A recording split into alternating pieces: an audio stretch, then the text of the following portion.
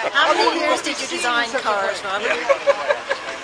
Oh, I hate to tell you, the first car I designed that'll be out at the racetrack, I did when I was 15, so I couldn't even have a driver's license. And I also did the Ken Miles flying shingle body before I became a professional, and I joined GM as a professional designer in '54. So 53 years, or 58 years, depends on when you want to count. But I've been doing it a long time. And you are into airplanes as well. Yeah. I really like airplanes more than I like cars. I always have.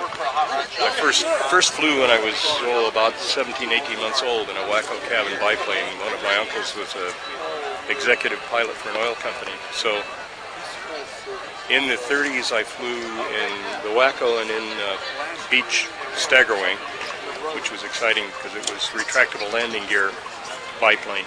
There weren't many of those, and it was sort of the Learjet of its day.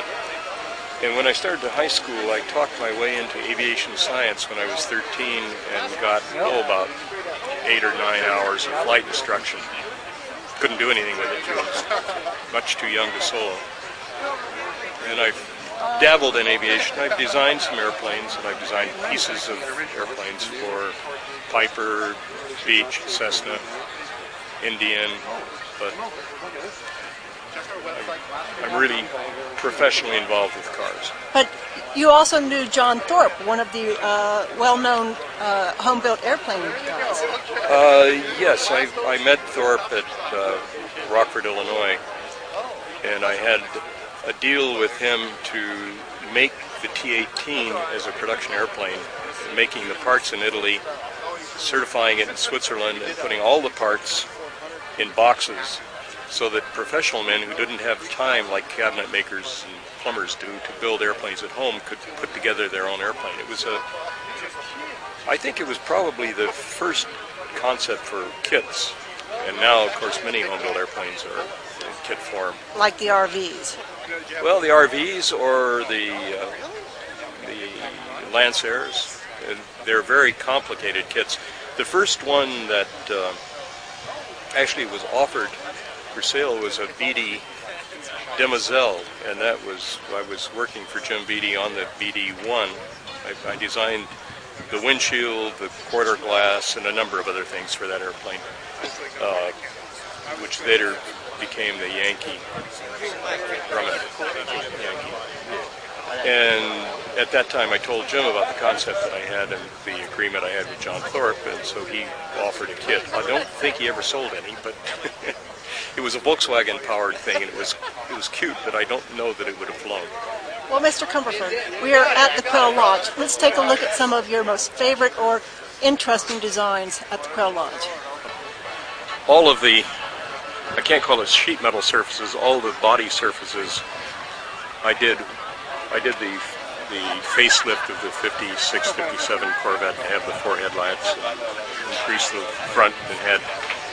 I wanted to put 2 big elliptical grills flanking the license plate, and Harley Earl loved his Corvette grill with the teeth, so he ordered a compromise. We'd put mine on the outside and his in the middle, so it's got 3 grills instead of 2. So you actually helped design this car? Yeah. But that doesn't make it a favorite of mine. I think it's a little excessive.